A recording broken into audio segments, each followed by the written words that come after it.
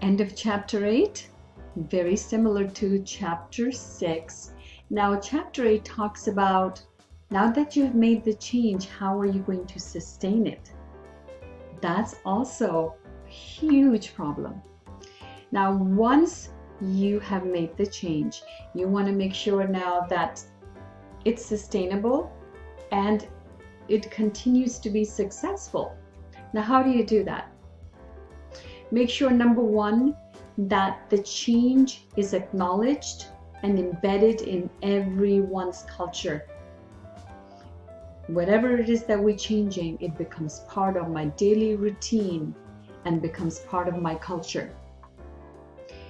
Then number two, to make sure that whatever goals we have set now are aligned with the new change. All of our goals, whether they're the KPIs or the revenue that we have to generate, all aligns with the strategic goal. As a leader, you have to continuously reinforce and reiterate the change to make sure that it sticks. So communication, constant communication. As a leader, you have to be committed. Your culture, first you have to change your culture and then make sure that your team follows you. As a leader, you have to lead by example. The next thing we talk about is monitoring progress, measurement. How you're measuring that the change is successful. Establish some key performance indicators. Hey, if we achieve this and this and this, we know that we headed in the right direction. Conducting regular progress reviews, letting people know this is where you were, this is where you are. Gathering feedback, getting information back from the team. Pivoting and adjusting data as we need for the strategies for the vision to come to fruition, or for the change to come to fruition. There are times that we have to be flexible and adjust that change, tweak it a little bit.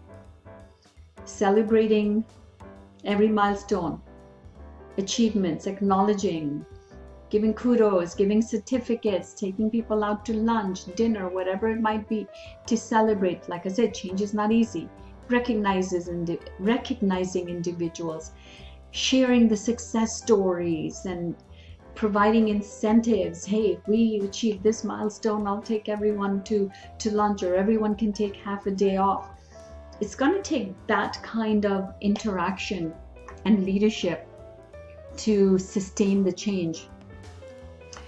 Promoting the culture of continuous learning, continually giving them feedback and giving them the knowledge so they can develop their intellect as well.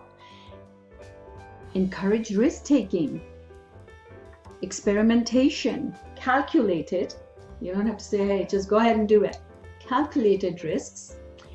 And encourage innovation, encourage experimentation, and utilize technology, whatever technology that you can utilize to bring that change, because it helps solidify the interest in the change and bringing the change on.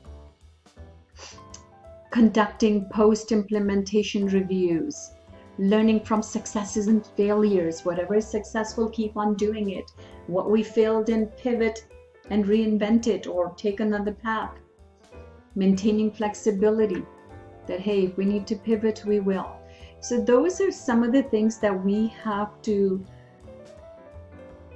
continue to enforce in order for the change to sustain and be successful. Hope that helped, and I'll see you at the end of chapter 10. See you then.